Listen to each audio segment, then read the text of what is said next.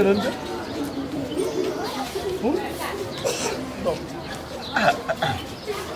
balaa ngaa dem tamit fekkee ma ci boole. ku jël yow.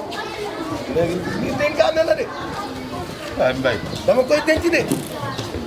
Mbaye man xam naa la. musoo jub sa àdduna. musoo na dénk xaalis. li ma fi wax yëpp ay fen la. kan moo la mos a dénk xaalis. Abdallah dafa mos a dénk xaalis. wala kan moo la mos a dénk xaalis. kenn mosu la fi dénk xaalis. man ma lay soobal nii rek pour booy bi joxe xaalis bi rek dox dox si waaye ñëw ci géew. fan laa jëm. waaye Mbaye daa jël lii waaye ñëw géew waaye ca caaxaan nii nag lii mooy sa problème yow chaque jour. xaalisu jàmbur la dama koy denc. yow léegi yow léegi yow ma jël xaalis bi séddale ko booy bi ñëw kan lay jóg man maa téye xaalis bi léegi jarul wax ji di bañ. xam nga lan. waaw. ndigam amoo dërëm yoroo dara. waaw te yàlla ñëw na. waaw xaalis bi mënuma ñëw na séddoo ko nii pour moi. waaw xam nga nuyu nag. naa la jot 2500. nga téye en attendant ñu xool fii ak gannaaw suba ba xam. booy bi du ñëw wala juróomi téeméer laa lay jox. waaw. voilà. waaw man maa bon ma doon doon séddee. te booy bi day laal. booy bi day ñëw naa ko def léegi dama dul laal 2500 da nga koy xaaj ci digg bi nga jël 250000 jox ma 250000 coow li jeex du ma fi laal juróomi téeméer voilà.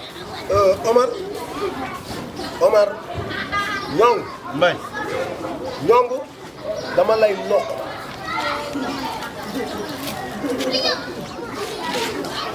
Mbaye may ma noppi de may ma rek 30 ans ànd nañ ko mosuñoo joxe. waaye duul tey la ñu soog a joxe xam laa la wax. te nag kaay ma wax et puis grand place bi day def fii c'est moi sama buntu kër la yow xanaa moo buntu kër.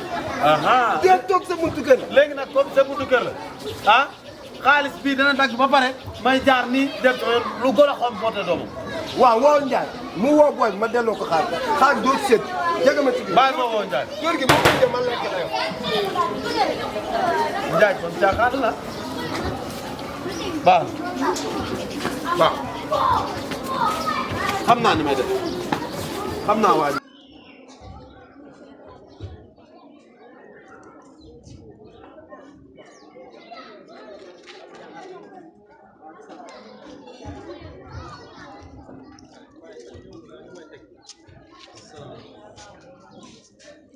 salaamaaleykum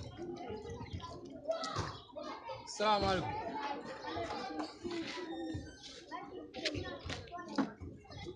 salaamaaleykum salaamaaleykum père.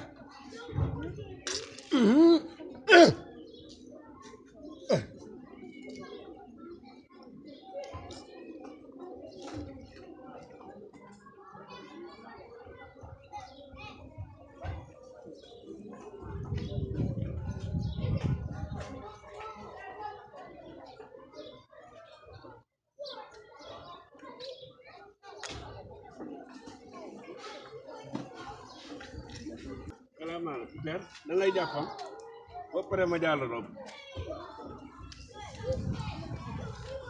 père yow laay waxal du nekk ci jënd rob